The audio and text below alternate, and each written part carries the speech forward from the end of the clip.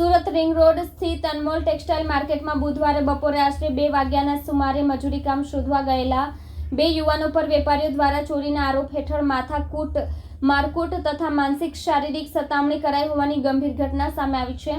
ત્વરિત પોલીસે atrocity act હેઠળ આરોપીઓની ધરપકડ કરી વધુ પૂછતાછ હાથ ધરી છે. સુરત રિંગ રોડ સ્થિત અનમોલ ટેક્સટાઇલ માર્કેટમાં બુધવારે બપોરે આશરે 2 વાગ્યાના સુમારે મજૂરી કામ શોધવા ગયેલા 2 યુવાનો પર વેપારીઓ દ્વારા ચોરીના આરોપ હેઠળ મારકૂટ તથા માનસિક શારીરિક સતામણી કરાઈ હોવાની ગંભીર ઘટના સામે આવી છે. ત્વરિત પોલીસે એટ્રોસિટી એક્ટ હેઠળ આરોપીઓની ધરપકડ કરી વધુ પૂછતાછ હાથ ધરી છે.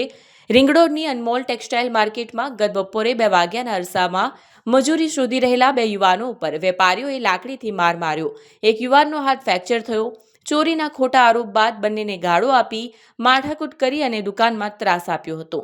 યુવાનોને સાંજના 5 વાગ્યા સુધી ગોંધી રાખ્યા બાદ વેપારીએ યુવાનને કપડાં ઉતારી નગ્ન કરી માર્કેટના પેસેજમાં ફેરવવામાં આવ્યો અને નગ્ન હાલતમાં ઉઠક બેઠક કરાવાઈ.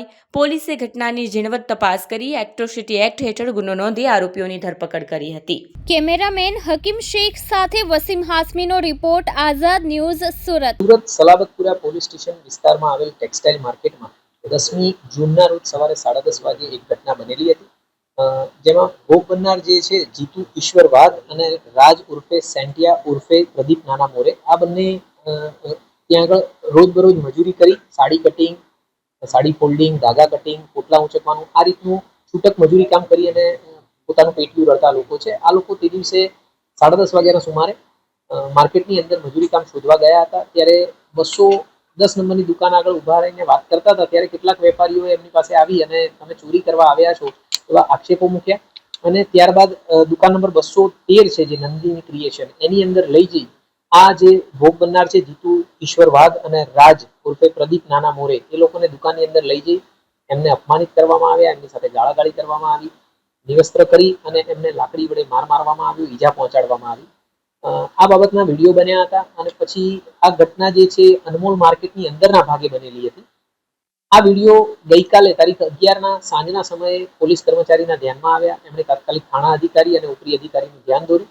પોલીસે સુઓ મોટો એક્શન લઈ આ જે ભોગ બનનાર છે એમને એમના ઘરેથી શોધી કાઢ્યા અને એમની ફરિયાદ લીધેલી છે.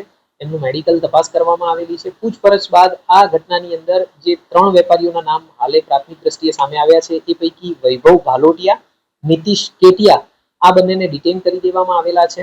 રવિ જયપુરિયાની શોધખોળ ચાલુ છે અને હાલે પોલીસ ઘટના સ્થળની આસપાસના જેટલા પણ સીસીટીવી કેમેરા છે એ સીસીટીવી કેમેરા મેળવી રહી છે, ફૂટેજ મેળવી રહી છે અને ફૂટેજના આધારે આમાં જેટલા પણ અન્ય લોકો સંડોવાયેલા હશે એ તમામની સામે કાયદેસરની કાર્યવાહી કરવામાં આવશે.